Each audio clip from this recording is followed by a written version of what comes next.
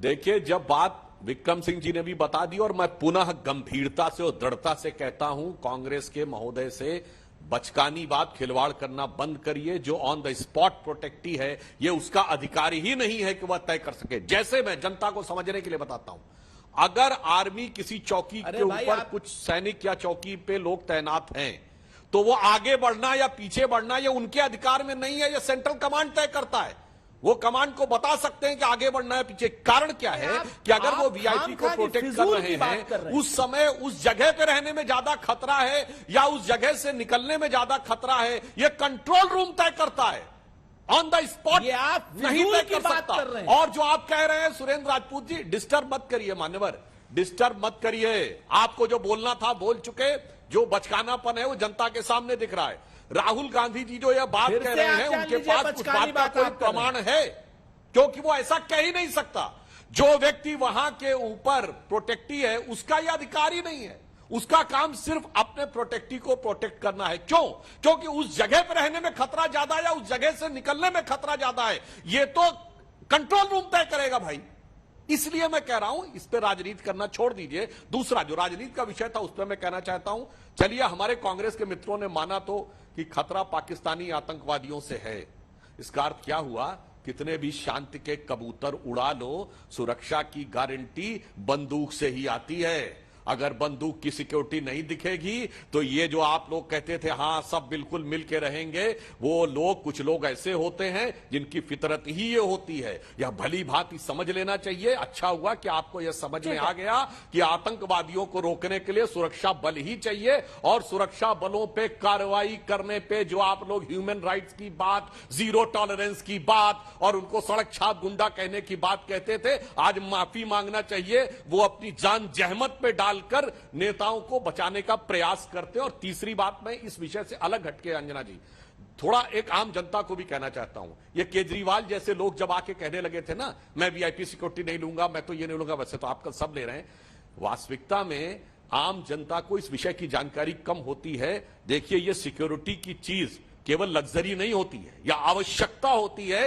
यह बात साफ दिख रही है आज यहां पर भी और केजरीवाल जी को भी दिख रही थी। तो ये जो एक दुष्प्रचार किया जाता है कि साहब सिक्योरिटी केवल एक लग्जरी, उदाहरण के लिए अगर जनता को कष्ट होता है जब लोगों को रोका जाता है, पर वो उनके हित के लिए होता है। जैसे स्वर्गीय राजीव गांधी जी की जब हत्या हुई तो 1 दर्जन लोग तो बिना वजह मारे गए ना, जो उनके आसपास वहां मौजूद थे। उन लोगों का लक्ष्य तो केवल उनको मारना था। तो कई बार क्या होता है कि जिस वीआईपी को लोग टारगेट करने आए, उस भीड़ में वो अगल बगल वाले को भी कोलेटरल डैमेज हो सकता है, इसलिए ये सारी चीजें की जाती हैं। तो ये मैं एक सैद्धांतिक बात भी कह रहा हूं जो जन सामान्य को भी समझनी चाहिए। और राजनीतिक बात के लिए मैं कांग्रेस के प्रवक्ता की इस बात को स्वीकारोक्ति करता हूं कि उन्होंने मान लिया कि ये जितने भी आतंकवादी हैं वो बंदूक की गोली से समझते हैं, शांति के कबूतर उड़ने से नहीं समझते। और तीसरी बात, बिल्कुल टेक्निकल बात है, on the spot security guards को ये कोई उनका ड्यूटी में ही नहीं है। यह असंभव है कि वो ये कह सके कि आगे जाना या पीछे, क्योंकि वहां पे खतरा ज्यादा है या आगे खतरा ज्यादा है, ये उनका अधिकार नहीं है, ये कंट्रोल रूम का अधिकार है। और 25 कंपनी जो तैनात है, विक्रम सिंह जी ने कहा अक्सर जिले में इतनी नहीं तैनात होती हैं, उसके बावजूद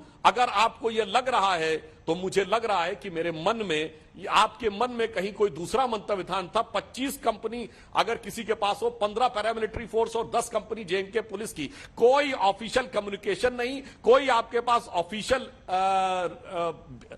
प्रूफ नहीं अवेलेबल है कि किसी ने आपसे कहा, और यह काल्पनिक आधार के ऊपर करना मेरे विचार से एक बार पुनः कांग्रेस सुरक्षा पे राजनीति करने का कार्य कर रही है, जो सर्वथा अनुचित और निंदनीय है।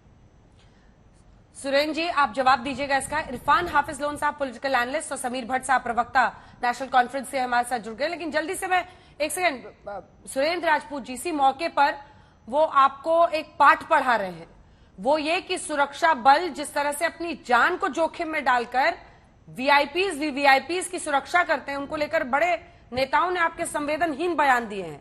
कोई सड़क छाप कहता है, कोई प्रमाण मांगता है, और ये जम्मू कश्मीर में ही हुआ है।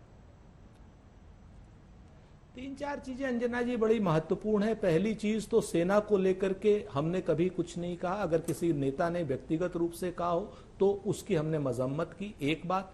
दूसरी बात, हमसे ज्यादा क्या नाम सेना को कौन जानता है? भारतीय जनता पार्टी निर्लज्ज रूप से सेना के पीछे छुपती है। भारतीय जनता पार्टी के राज में ही आपको याद होगा कि जिस मेजर साहब का कोर्ट मार्शल आपने कराया था नरेंद्र मोदी जी, आपको अभी भी याद होगा किसी आतंकवादी को मारने के लिए मेजर का आपने कैसे कोर्ट मार्शल कराया था। हमें कहने की जरूरत नहीं है। और जो सेना अपना काम करती है, सेना को फ्री हैंड है और सुरक्षा का भी फ्री हैंड है। हमसे ज्यादा सुरक्षा के बारे में आप लोग जानते हैं। 2 लोग गए हैं हमारे यहां से, शहादत हुई है। और क्या नाम, जो छत्तीसगढ़ में 45 लोगों की शहादत हुई थी, आपके यहां से कोई उंगली भी कटा करके शहीद हुआ है क्या? बात करते हैं आप लोग सुरक्षा की। ये बचकानी बातें बंद कीजिए। रही बात पाकिस्तान के आतंकवादियों की, तो किसके कितने रिश्ते कहां पर हैं, ये जब बात खुलेगी बिरयानी खाने से और पठानकोट में ISI को लाने से, तब बात बहुत दूर तक जाएगी। हमें तो अमित शाह की भी सुरक्षा की चिंता है। क्यों वो भारतीय जनता पार्टी का कार्यकर्ता निकला जिसको मारे जाने पर आपने 2 लाख का इनाम दिया? क्यों बुरहान वानी के घर पे मंगत सिंह 40 लाख रुपए लेकर के गए कि क्या नाम, हमने गलती से मार दिया?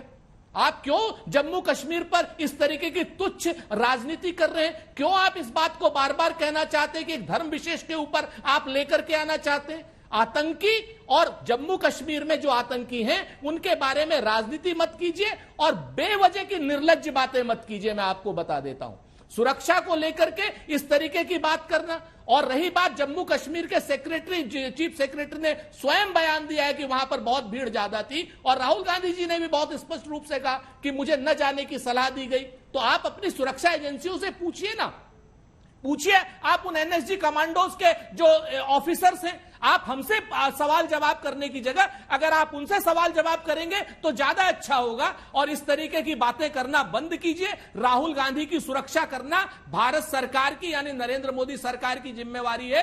अगर आप इससे पीछे हटना चाहते हैं तो ये आपको हम करने नहीं देंगे। बात इस चीज को बहुत समझ लीजिए। जब पंजाब में रोका गया था नरेंद्र मोदी जी को, तब किसने रोका था? DGP पंजाब ने रोका था, पंजाब पुलिस ने रोका था। अगर हमारे क्या नाम विक्रम सिंह जी बता पाए तो DGP पंजाब ने कहा था पूरी सुरक्षा है, सुन लीजिए, और पंजाब पुलिस ने कहा था पूरी सुरक्षा है। उनके NSG कमांडो ने रोका था, पुल पे टाइम खत्म हो रहा है।